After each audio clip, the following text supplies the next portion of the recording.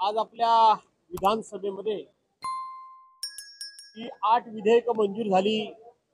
त्याच्यामधलं एक विधेयक सन 2024 चे विधानसभा विधेयक क्रमांक 25 महाराष्ट्र झाडे तोडण्याबाबत नियमन सुधारणा विधेयक 2024 हे सभागृहामध्ये मंजूर करता आलं होतं। ते आज मंजुरी करता आला। यापूर्वीच अध्यादेश निघालेला होता। हा अध्यादेश आम्ही मंडळींनी वाचला होता आणि आज या अध्यादेशाचं रूपांतर विधेयकामध्ये करण्याकरता म्हणून सरकारनं हा प्रस्ताव आणला।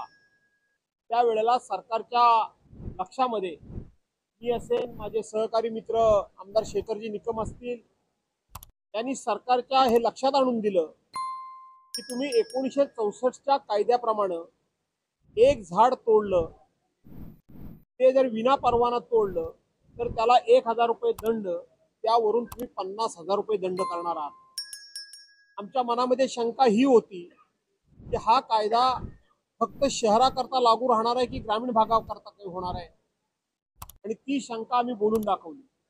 कोकणामध्ये लँड होल्डिंग अतिशय कमी आहे आणि निसर्ग संपदा ही नैसर्गिक देण कोकणच्या लोकांना, शेतकऱ्यांना मिळालेली आहे, आणि म्हणून स्वतःच्या उपजीविकेकरता असेल, शेतीच्या कामाकरता असेल, शेतामध्ये वापरणाऱ्या अवजारांकरता असेल, तर एक झाड तोडलं तर 50,000 रुपये दंड सरकारी अधिकारी कायद्याचा दुरुपयोग करून, कायद्याचा बडगा दाखवून हे शेतकऱ्यांकडून वसूल करून घेऊ शकतात।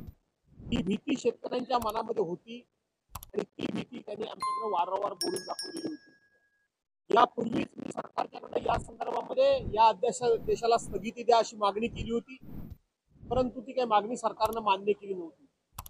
आज ज्या वेळेला सभागृहामध्ये हा विषय चर्चेला आला, त्यावेळेला आम्ही सरकारच्याकडे हे स्पष्टीकरण मागितलं की हा कायदा फक्त शहरी भागाकरता लागू राहणार आहे की ग्रामीण भागाकरता पण होणार आहे। हा फक्त फॉरेस्टच्या जमिनी आहेत त्याच्यामधली झाडं तोडली तर त्यांनाच फक्त लागू होणार आहे की खाजगी मालकीच्या जमिनीमधलं झाड तोडलं तरी त्याला लागू होणार आहे, असा सरकारला आम्ही प्रश्न विचारला। सुदैवाने आज सभागृहामध्ये माननीय मुख्यमंत्री महोदय हजर होते, त्यांच्या ही गंभीर बाब लक्षात आली आणि त्यांना आम्ही हे लक्षात आणून दिलं की याचा सरकार आमच्या शेतकऱ्यावर किती गंभीर परिणाम होणार आहे, आणि त्यावेळेला माननीय मुख्यमंत्री महोदयांच्या ही बाब लक्षात आल्यामुळं त्यांनी हा कायदा रोखून धरलेला आहे, हे विधेयक रोखून धरलेलं आहे। त्यांनी हे सांगितलं की या संदर्भामध्ये सखोल अभ्यास करण्याची गरज आहे, सर्वांबरोबर चर्चा करण्याची गरज आहे, आणि मगच ह्या कायद्याला अंतिम स्वरूप देण्याची गरज आहे। आणि म्हणून एक प्रकारे आम्ही आज शेतकऱ्याला न्याय मिळवून दिला, याचा आम्हाला समाधान।